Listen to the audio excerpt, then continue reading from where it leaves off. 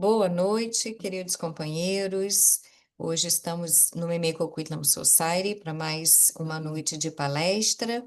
Hoje, no dia 19 de agosto de 2025, com o companheiro Caetano de Santis, que é do Centro Espírita e de Caridade Dr. Luiz Monteiro de Barros, na cidade de Santos, em São Paulo. Hoje um dia bem friozinho lá, né, no Brasil, não é isso, Caetano? Isso, isso. Então, hoje o Caetano vai conversar conosco sobre um tema bastante interessante, que é o conhecimento do futuro. Logo após a explanação, o Caetano vai finalizar, né, com a oração e esperamos ter excelentes reflexões com esse tema. Convidamos o Michel para fazer leitura e oração de abertura. Obrigada.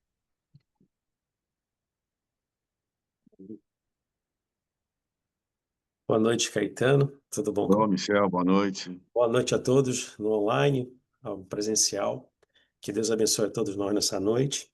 Eu vou ler aqui um capítulo 49 do livro Fonte Viva, tá? Escrito por Francisco Xavier e psicografado, né, por Francisco Xavier, editado pelo Espírito Emmanuel. Capítulo 49 fala sobre união fraternal. Procurando guardar a unidade do Espírito pelo vínculo da paz. Paulo, Efésios, capítulo 4, versículo 3. À frente dos teus olhos, 1000 caminhos se descerram, cada vez que te lembras de fixar a vanguarda distante. São milhões de sendas que marginam a tua. Não ouvides a estrada que te é própria e avança, destemeroso. Estimarias, talvez, que todas as rotas se subordinassem à tua e reportar-te à união, como se os demais viajores da vida devessem gravitar ao redor dos teus passos. Une-te aos outros, sem exigir que os outros se unam a ti. Procura o que seja útil e belo, santo e sublime, e segue adiante. A nascente busca o regato procura o rio, e o rio liga-se ao mar. Não nos esqueçamos de que a unidade espiritual é serviço básico da paz. Observas o irmão que se devota às crianças? Reparas o companheiro que se dispôs a ajudar aos doentes? Identificas o cuidado daquele que se fez o amigo de velhos e de jovens? Assinalas o esforço de quem se consagrou ao aprimoramento do solo ou à educação dos animais? Apreciais o serviço daquele que se converteu em doutrinador na extensão do bem? Honra a cada um deles como teu gesto de compreensão e serenidade, convencido de que só pelas raízes do entendimento pode sustentar-se a árvore da união fraterna, que todos ambicionamos robusta e farta. Não admitas que os outros estejam enxergando a vida através dos teus olhos. A evolução é escada infinita. Cada qual abrange a paisagem de acordo com o degrau em que se coloca. Aproxima-te de cada serviço do bem, oferecendo-lhe o melhor que puderes, e ele te responderá com a sua melhor parte. A guerra é sempre o fruto venenoso da violência. A contenda estéril é resultado da imposição. A união fraternal é o sonho sublime da alma humana. Entretanto, não se realizará sem que nos respeitemos uns aos outros, cultivando a harmonia, a face do ambiente que fomos chamados a servir. Somente alcançaremos semelhante realização procurando guardar a unidade do espírito pelo vínculo da paz. Então, agora eu convido a todos para que possamos entrar nessa sintonia maravilhosa que os nossos irmãos benfeitores já colocaram neste ambiente. Agradecer ao nosso irmão maior Jesus pela oportunidade de estarmos aqui aprendendo e que possamos sempre estar abertos para novos aprendizados, novas informações que irão contribuir para o nosso dia a dia, pouco a pouco, nesse desenvolvimento eterno nessa evolução eterna que nós estamos fadados. Obrigado, Pai, por tudo. E proteja, Pai, proteja-nos, Pai, em todos os dias. Pedimos também, Pai, as bênçãos para o nosso irmão Caetano, que irá agora iniciar sua palestra, para que ele possa ter o verbo fácil e as ideias que venham ao encontro das nossas necessidades. Muito obrigado, Senhor, que assim seja.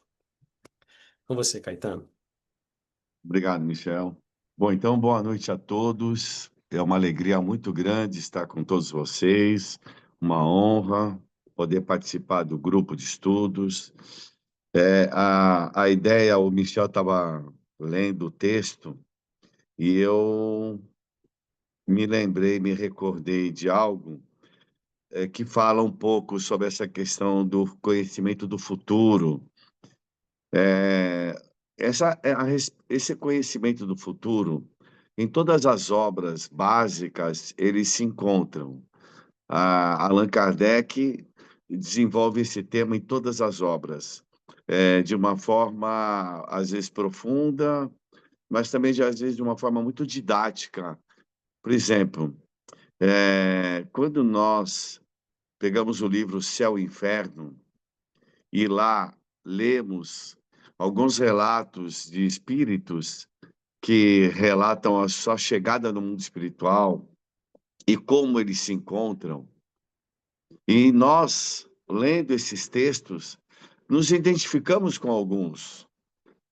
Então, parece que nós temos um deslumbre de algo que pode acontecer, o porvir. Então, eu não queria me ater a essa teoria do conhecimento, mas eu queria jogar no nosso cotidiano, no dia a dia. Porque esse conhecimento, ele nos é dado nas obras espíritas, mas o cotidiano nosso nos revela algo incrível, que às vezes a gente não percebe.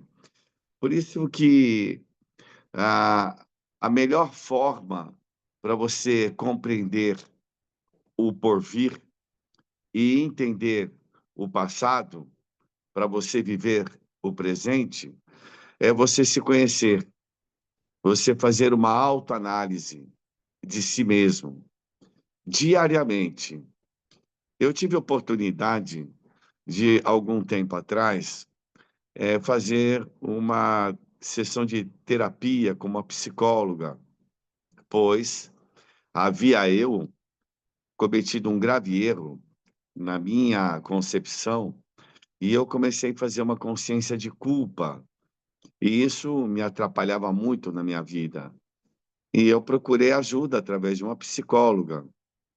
E em determinado momento, a psicóloga falou assim para mim: Caetano, quando que você vai sair do seu pedestal? Eu falei: pedestal? Eu fiquei até um pouco ofendido. Falei: mas como pedestal? Ela falou assim: do teu orgulho. Você acha que você é diferente dos outros? Você acredita que você não erra? Porque eu havia cometido um erro que eu pensava que eu nunca pudesse cometer alguns equívocos, onde eu pensava que eu sendo feliz, mas gerando infelicidade em outras pessoas. E isso me custou muito. Mas quando ela falou essa frase, sair do pedestal, falou do meu orgulho de não errar, eu comecei a me conhecer melhor. E eu passei agora a compreender a grande chance de eu construir um futuro melhor para mim. Me entendendo como uma pessoa falível, comum, imperfeita, como todos nós.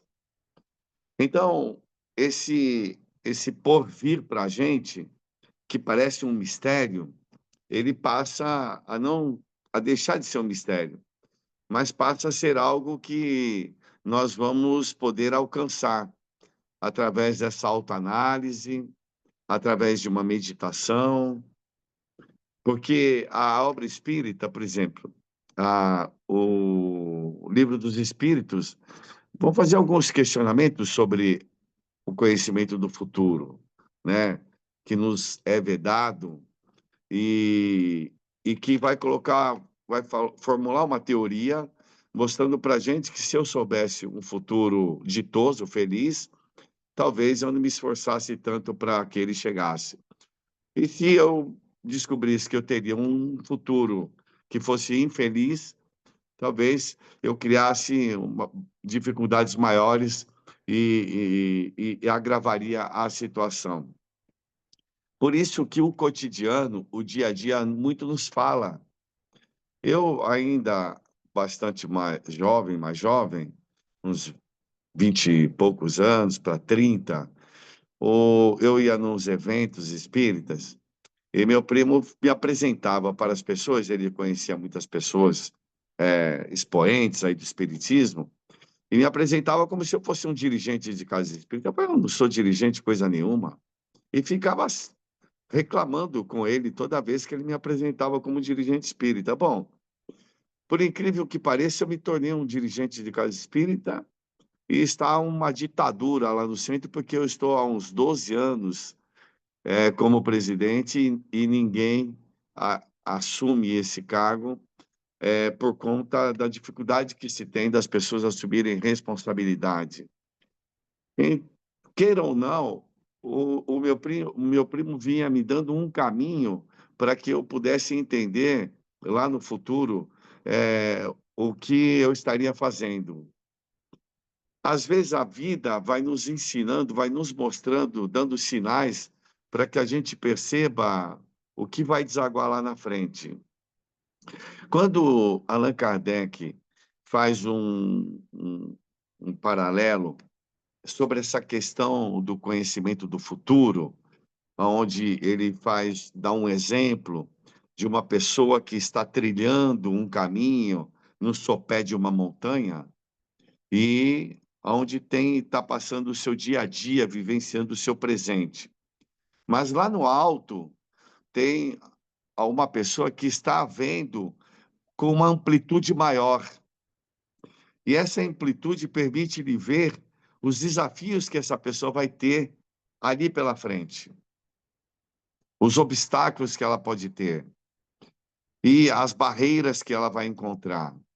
É como se falasse assim, olha, o futuro, né, ali mais adiante, que para essa pessoa ela não consegue enxergar, vai acontecer tal e tal coisa. Como é que nós podemos entender? Para quem está lá embaixo na montanha, o presente é como se fosse esse espaço. Mas quem está no alto da montanha, o presente, para quem está vendo, ele é um espaço muito mais dilatado. Então, o presente é muito maior. Então, a espiritualidade superior, ela tem essa condição, não de dizer o que vai acontecer no futuro, mas o que pode acontecer no futuro, seguindo o caminho que você se encontra, a atitude que você vem tomando na sua vida. Então, é como se o presente para eles, de um patamar, um plano de vida superior, ele pudesse ampliar esse presente. Não sei se vocês compreendem isso. Então, para nós, o presente é o dia a dia. E é um problema grande nosso, segundo os estudiosos, é que eles dizem que nós vivemos muito, uns 80% da nossa vida costurando o nosso passado, relembrando o nosso passado, tipo meio uma nostalgia, 80%. Por isso que eu fazia a culpa, porque eu vivia com um problema, eu olhando para o retrovisor, aquilo que eu tinha cometido o equívoco. E isso, se a gente não toma uma atitude diferente, às vezes eu fico claudicando e com uma ideia fixa sobre o passado. E aí eu não consigo vivenciar o presente. E eu esqueço o futuro. Quer dizer, eu vou criar um futuro nesse presente totalmente ainda fora de propósito, porque eu estou olhando no retrovisor para a culpa, para o problema lá de trás. Então, a proposta da doutrina espírita é vivenciar o presente. Esqueça do futuro e deixe o passado. E viva o presente. Porque o presente você tem condições de construir um futuro melhor. Porque é onde você está empenhado, você está estimulado para fazer as coisas acontecerem. Então, e eles dizem que 80% a gente vive no passado, que seria aonde a gente causa para a gente essa nostalgia, causa para a gente esse sofrimento, essa dor, onde a gente entra num processo até depressivo. E uns 10% a 15% nós vivemos da ansiedade. Hoje parece que a sociedade até mudou, é muito mais ansiosa do que antes. Então, a gente tem uma certa ansiedade para que as coisas aconteçam, para que as coisas se resolvam, porque a quantidade de informações e a perspectiva, ainda mais nos dias atuais, junto com a internet, nos possibilita aí a criar expectativas para o nosso futuro, mas que nós desejamos viver já, sem querer trabalhar para que isso aconteça lá na frente, mas que isso tenha como resultado imediato. E às vezes acontece da frustração, porque a expectativa ela é grande para todos nós. Então, os espíritos vêm nos alertar para que a gente viva o nosso presente, conhecendo-se, sabendo quais são os seus propósitos de vida, que isso que vai fazer com que o nosso futuro ele seja um futuro brilhante. Apesar de nós sabemos que estamos em franco processo de evolução e que só depende de nós para que isso aconteça, através das nossas escolhas, mostrando os espíritos para nós um mundo feliz, um mundo ditoso, nós ainda temos essa dificuldade. Olha, com todo o conhecimento que o Espiritismo nos traz, nós temos uma vantagem imensa sobre aqueles que desconhecem os pilares básicos do Espiritismo. Então, quando eu sei da imortalidade da alma, e eu sabendo da imortalidade da alma, eu sei que eu sou um produto de N existências, milhares e milhares e milhares de existências, ou milhões de existências. E esse produto de hoje está vivenciando a sua melhor... Desculpe, pessoal. Desculpe. Estamos vivenciando a melhor experiência nossa. Então, o Espiritismo nos proporciona isso. Eu sei que eu carrego frutos do meu passado. São as consequências de hoje.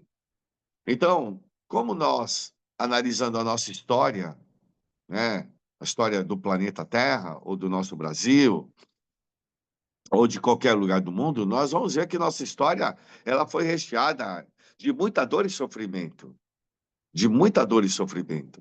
Nós tivemos aí, ainda temos guerras, mas nós tivemos uma Segunda Guerra Mundial, a Primeira Guerra Mundial, isso aí não tem 70 anos que nós tivemos esse grande conflito mundial. Hoje estamos vivendo um conflitos emocionais, em termos mundiais. Então, a nossa história ela é recheada. Eu sei que eu sou produto disso tudo. Então, essa análise que eu faço diariamente me permite vivenciar melhor o presente, para que eu crie expectativas no futuro, mas trabalhando firmemente no presente. Essa é a proposta da doutrina espírita, para que eu me conhecendo, sabendo que eu carrego ainda as mazelas ou imperfeições, que é muito natural, porque nós estamos num processo de aperfeiçoamento, dentro de um processo evolutivo, é muito natural. Foi o que a psicóloga me falou, saia do pedestal, porque o meu orgulho não deixava eu enxergar. A gente fica num estado tal que às vezes a gente não percebe. Sabe a sociedade que troca os valores? é um processo de fascinação. Você acredita que está certo agindo errado, mas você acredita veementemente que você está certo.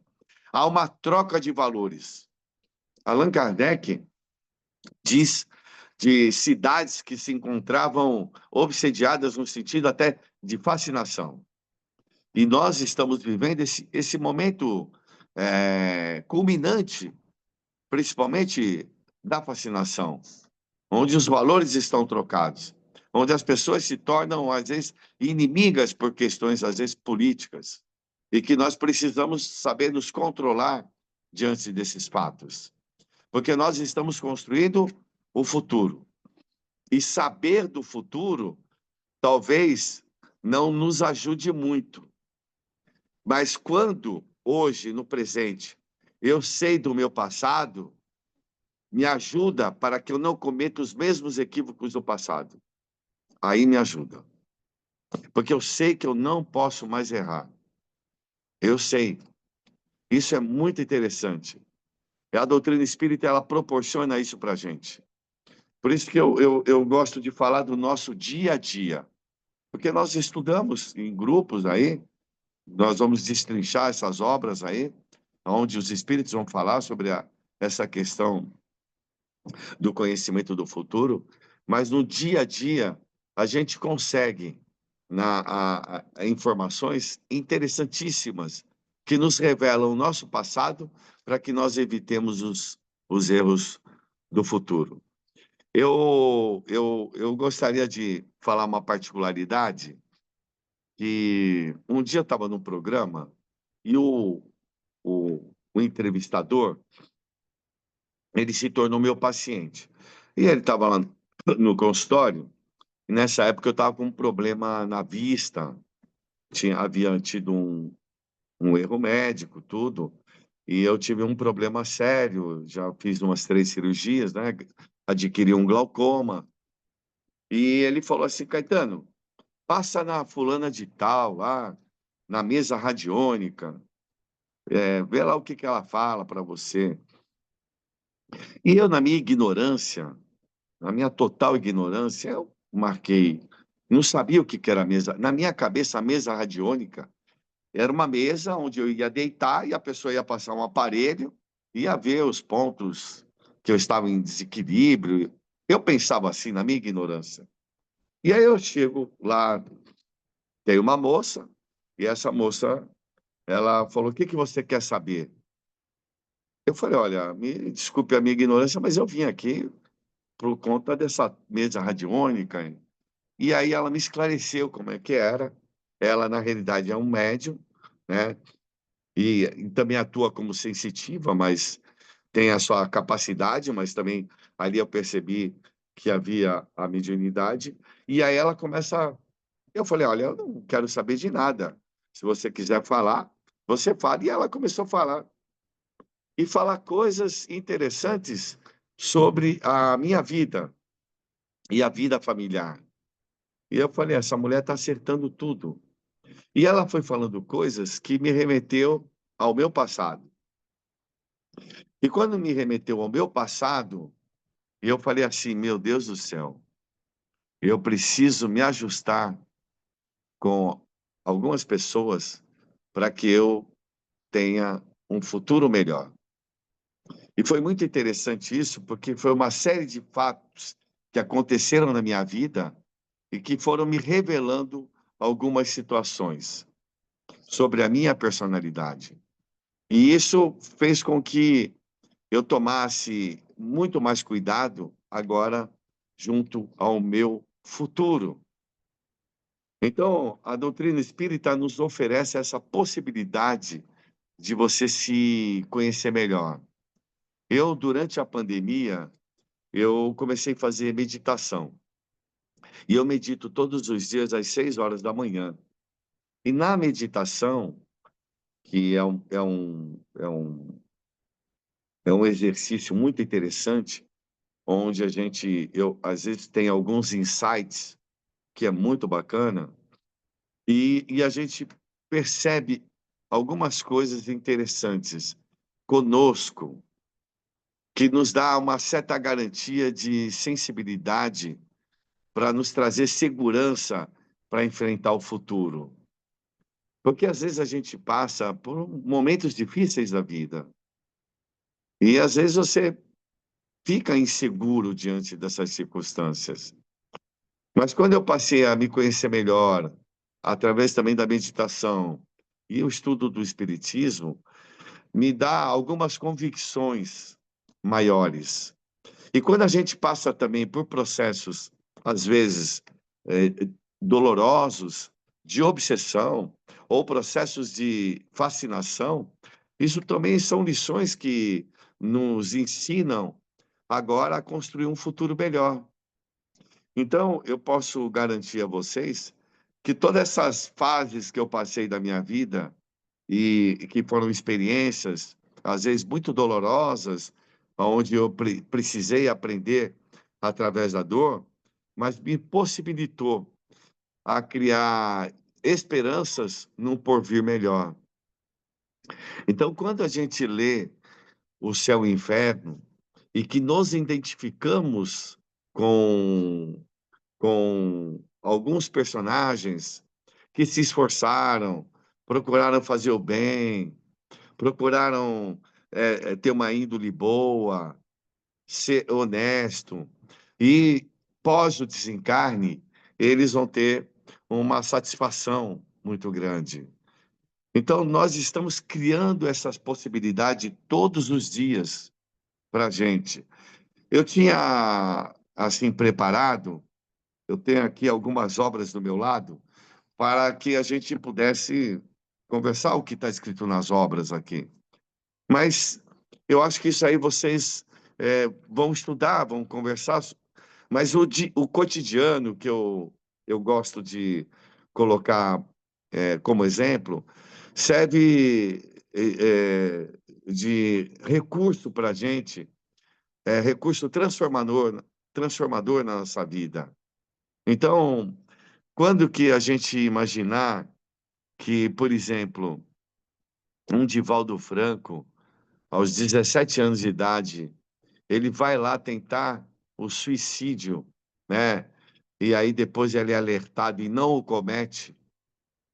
Mas vamos supor se ele cometesse. Olha o quanto ele deixaria de fazer. Olha quantos filhos ele adotou nessa encarnação, 680 filhos. Construiu a mansão do caminho, que milhares e milhares de crianças foram atendidas, desde nascer lá dentro até o ensino profissionalizante. São 3.500 crianças diariamente, gratuitamente. São mais de 250 obras que foram escritas. São mais de 20.000 palestras mundo afora, mais de 70 países onde ele visitava anualmente. Então, se ele tivesse cometido esse equívoco, como é que seria o futuro? Porque, às vezes, pelos tormentos que ele passava na vida, poderia ele acreditar que esse futuro dele seria horrível, por conta que ele perdia as esperanças pela dor e sofrimento que passava. Mas ele faz a reviravolta, e o quanto ele cresceu na vida. Talvez um dos espíritos que tenha dado o maior salto quântico em uma encarnação, pela quantidade de trabalho que fez. Ah, mas o Chico Xavier é o Pelé da mediunidade, ele é au concurso, mas nós estamos falando de uma pessoa, entre aspas, comum, mas que se fez diferente, pelo seu esforço, pela sua determinação. Então,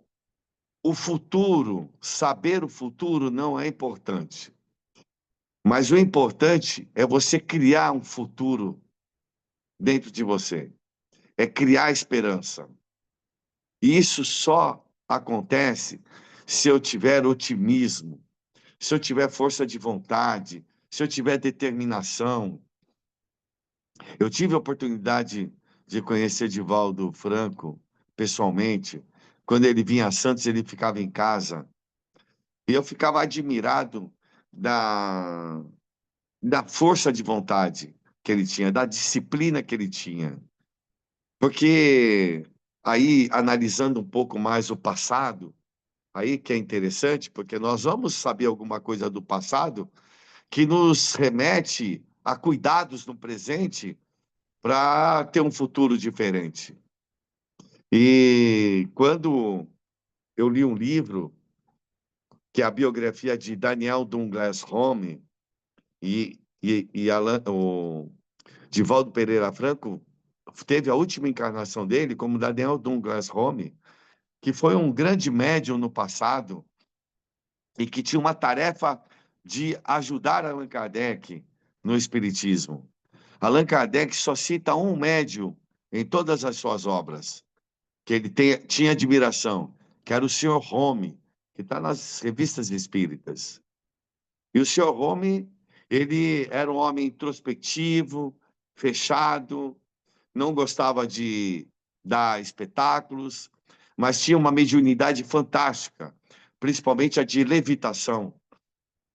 E o Sr. Home, ele tinha uma vida onde ele vivia às custas da nobreza, porque a nobreza consultava muitos médios, sensitivos, né? Tinha aquela coisa mística, então eles consultavam muito o que fazer, o que não fazer. E o senhor Home, ele vivia nessa condição. Era um homem vaidoso, tinha uma saúde frágil. E aí eu fui entendendo a vida de Valdo Franco. Eu fui entendendo por conta da saúde dele frágil, debilitada, porque ele já havia cometido suicídio por 2 vezes, por um amor que havia se perdido. Então eu fui entendendo, lendo o passado dele, compreendendo o presente dele, sendo um obstinado em falar sobre Allan Kardec, sobre Jesus, porque ele havia falhado, ele tinha a missão de ajudar Allan Kardec testemunhar a mediunidade, testemunhar a reencarnação e vivenciar o espiritismo, mas ele era contra. Ele não vestiu a camisa do espiritismo. E ele caiu aí como se fosse uma pessoa que falhou na sua tarefa. Sabedor disso, ele veio obstinado, trabalhava constantemente, diariamente, para não perder a chance nessa encarnação. Por isso que ele, apesar de conhecer tantos países, ele não se satisfazia nas visitas ou como turista, mas sim como um divulgador da doutrina espírita, um divulgador de Allan Kardec e aquele que vivenciava os postulados crísticos.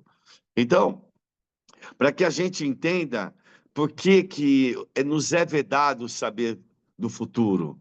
Por quê? Porque nós teríamos, como falamos logo no início, situações adversas para a gente. Ou ficaríamos completamente desestimulados diante de saber coisas desagradáveis no futuro, ou ficaríamos, às vezes, complacentes, porque saberíamos que lá no futuro teríamos êxito, alguma coisa feliz. Então, se nos é vedado isso, é porque é importante para que a gente vivencie e centralize a nossa vida no presente. Centralizemos a nossa vida no presente, vivenciando cada instante, não perdendo oportunidade de crescimento.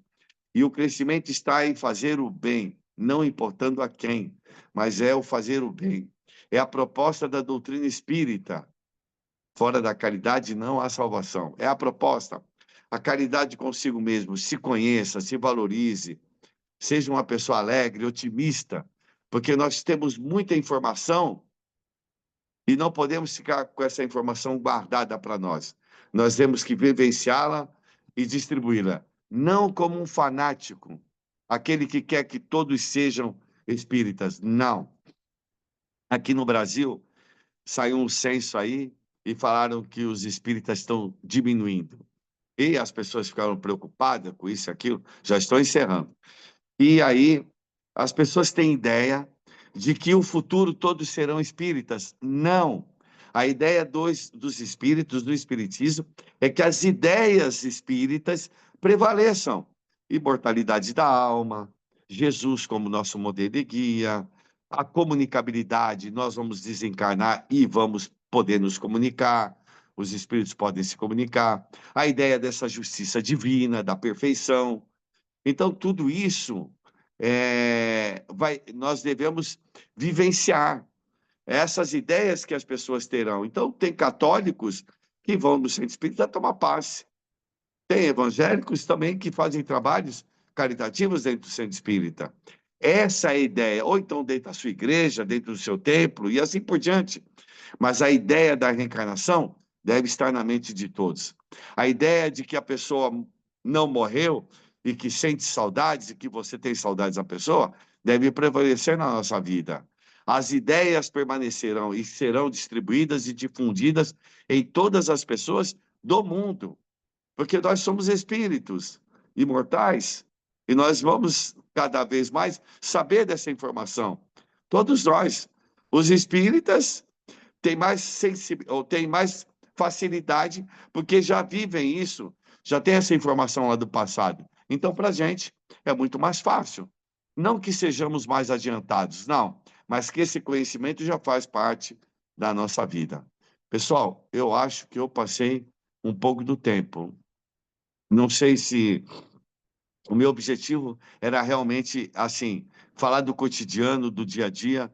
Poderia falar muita coisa sobre, principalmente, o que eu vivencio, que a espiritualidade às vezes nos mostra, para que a gente entenda que essa troca de informações com a espiritualidade, ela é fantástica e que a gente pode saber muita coisa do futuro, mas trabalhando muito no nosso presente.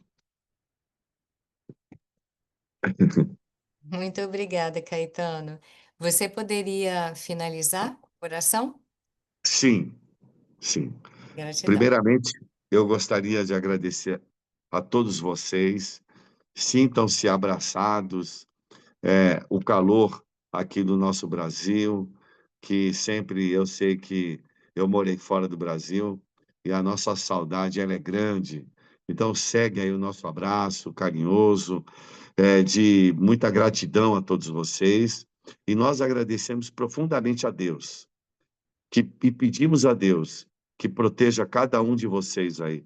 A família de cada um de vocês seja abençoada, o lar de vocês seja invadido por uma luz, por amor, serenidade, calma, paz e principalmente que traga esperança. Eu peço a Deus que tenhamos sempre esperança de um futuro melhor.